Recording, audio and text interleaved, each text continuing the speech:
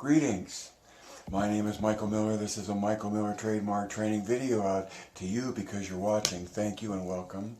It's meant for Michael Miller Pilates licensed affiliates, licensed presenters, the Core New Core, my patrons, and anyone interested in surviving and thriving as a Pilates instructor or student.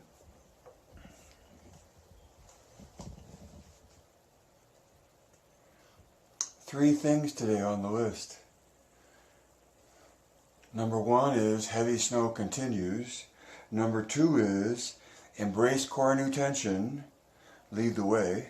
And number three is inhale going away from center.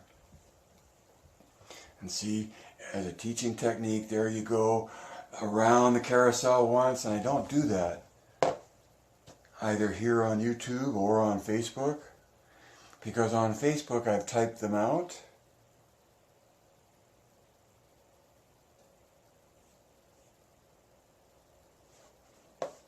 So I don't read a table of contents. I don't speak out a table of contents that is there to read. Heavy snow continues. Heavy snow continues. Big storm, a lot of snow, don't want to go anywhere. And yet here I am, like you can be, extending value, saying what you have to say, professing what you have to profess, teach what you have to teach. And so in my case, while heavy snow continues, I get to say to you, recognize these two huge mountains of knowledge. One is about biomechanics, and one is a point of view of Pilates.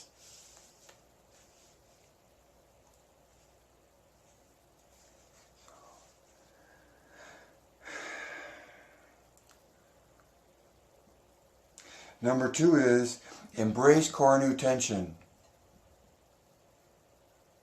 At least try it out and feel for yourself the difference, which is my closing remark today. But embrace core new tension.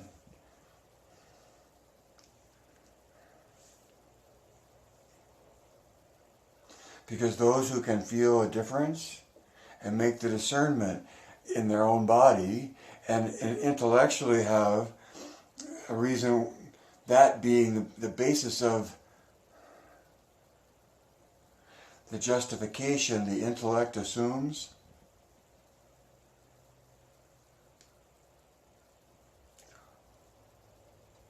Number three is inhale going away from center. I saw a beautiful movement from a Pilates instructor by virtue of it being very controlled, very classically expressed, right?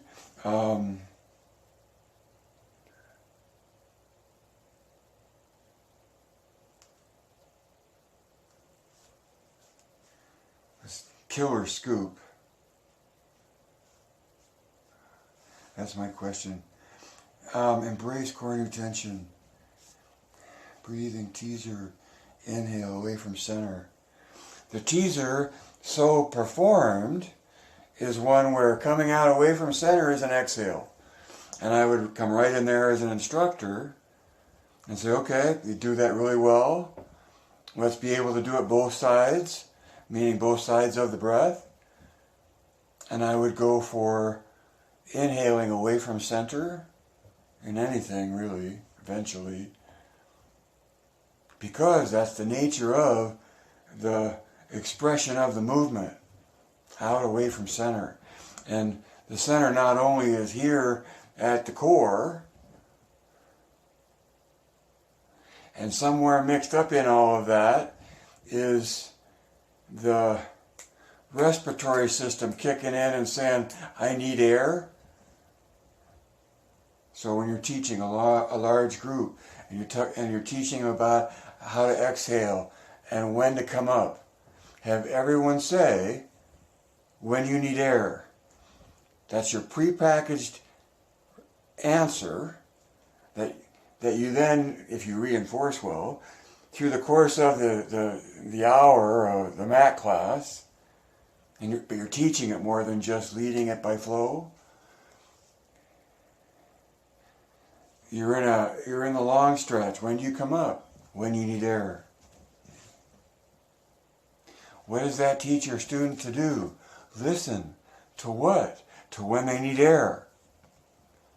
And in the meantime, what? Keep making the effort you're seeking to express, finishing the exhale, past the exhale, into the gap, waiting for the inhale bus. And when it comes along, becomes literally the inspiration for the rest of the movement to come.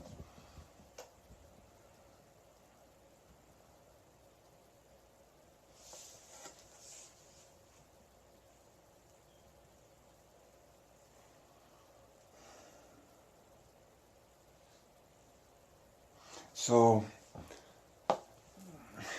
really, the alert said, heavy snow continues. And, we're up about this much, and that's a lot for November, right before Thanksgiving. Happy Thanksgiving, and whatever other holidays you care to celebrate. But this much snow. And more. Heavy snow continues. What's that about? It's a cause for alarm insofar as it challenges surviving. And Pilates is about surviving. Joseph Pilates was a survivor. His method is survival training.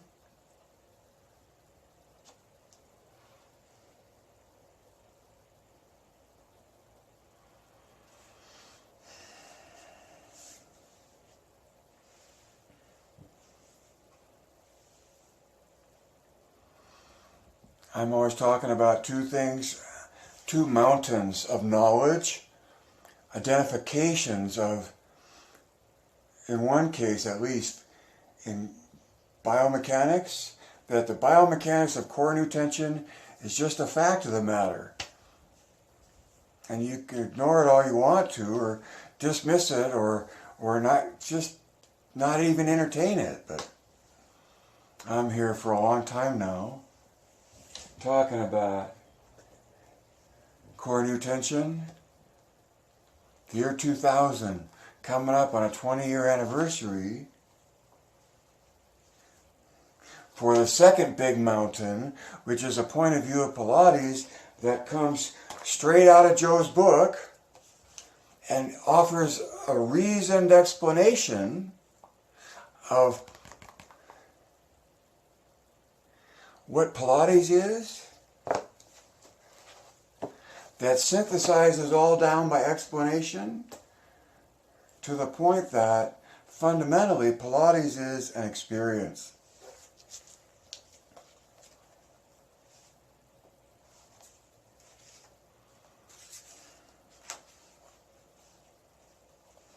Now when it comes to knowledge, evaluating your knowledge is important, right? What you know matters. How to evaluate what you know matters. And then how you ultimately make use of what you know matters in all of this struggle of surviving. Okay? And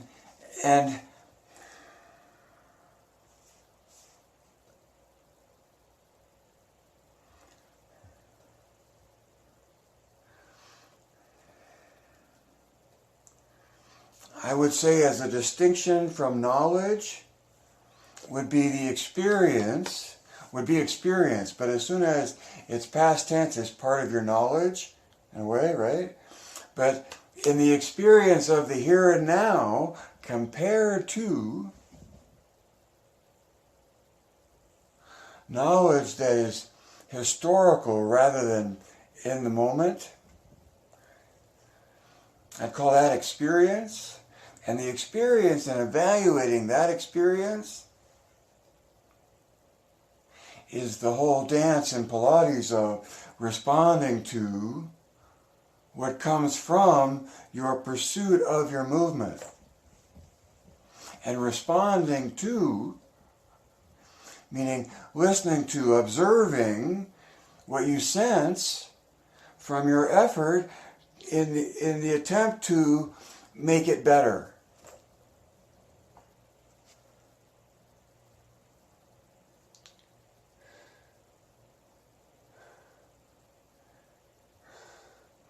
And so when it comes to experience, the great thing about Pilates for me as an instructor is I can say, all right, now pay attention to this sensation and then provide a different sensation and have them evaluate that.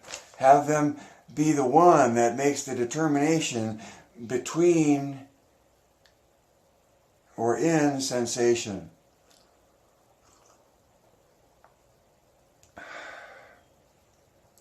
And so to me, the art of being a Pilates instructor is how well and how invisibly you can help a person participate in what it takes to be able to evaluate the difference in the experience, which is like listening, right? You send a client diving into their concentration, acting like Yoda, pointing them into the cave of their sensation.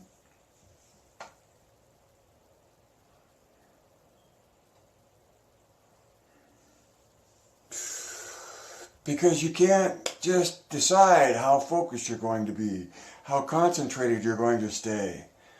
You know, it's an attempt, because time takes us out of the depths we seek to go to, and anything and everything in a way, right?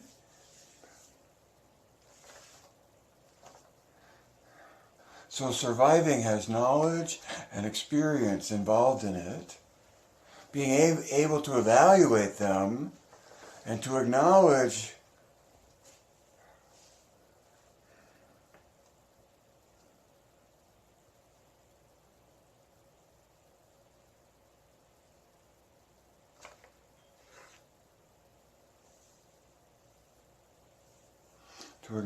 what? That there's knowledge that you know that's part of your prefrontal cortex, and there's knowledge throughout the rest of you as an organism. I don't mean to specify otherwise or state otherwise. It's the being able to feel a difference that is experiential, that in the MMP POV is at the heart of the matter.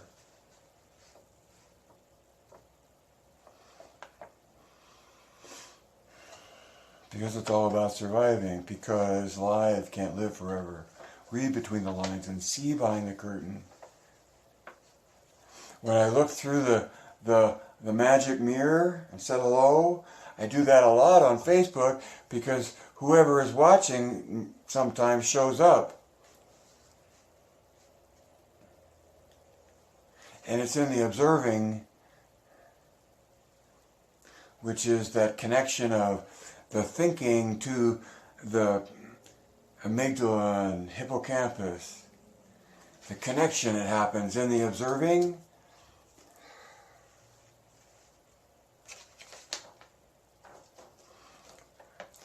Read between the lines and see behind the curtain.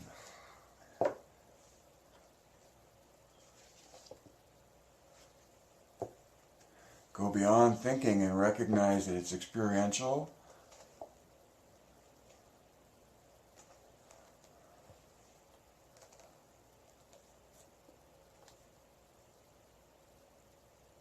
In some ways, doing Pilates is very humbling because it's not a matter of mind to muscle. You know, it's mind and observing, hooking up with muscle.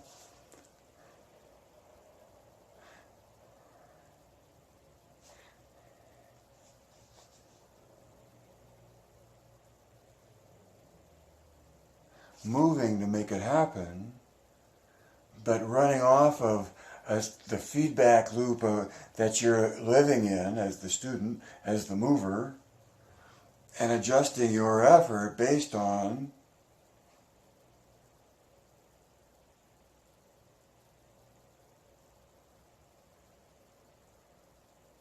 the feedback you're getting from your effort.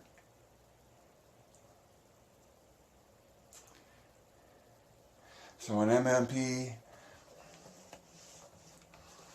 there's observing, there's more than thinking.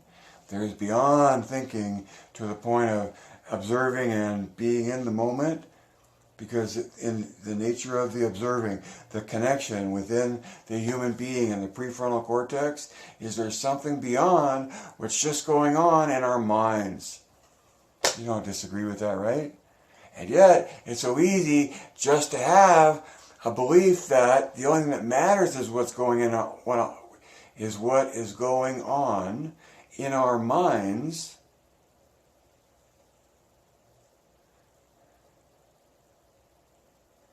And that what's in here is realer than what's out there, which you can argue both ways.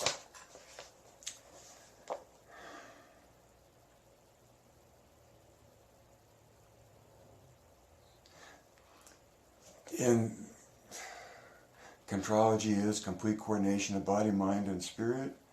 In MMP, spirit is observing. Spirit is the amygdala and hippocampus parts of the brain feeding information into all the thinking that's going on.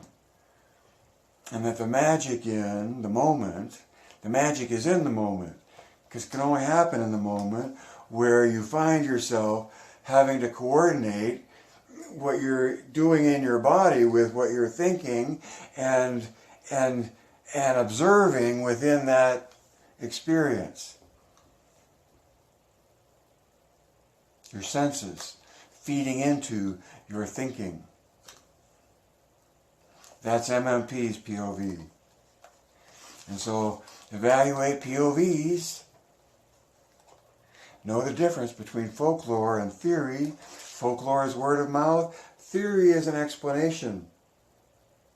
And we're both woven into both, well, mostly one of them, but what holds the weave together is what the theory is meant to illuminate. After that, it's up to you to add 2 and 2 and know how to do it. Know how to make an offer. And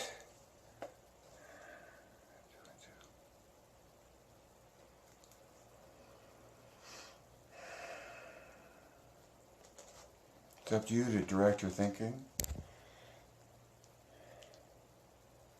as much as you can. And then, of course, Geist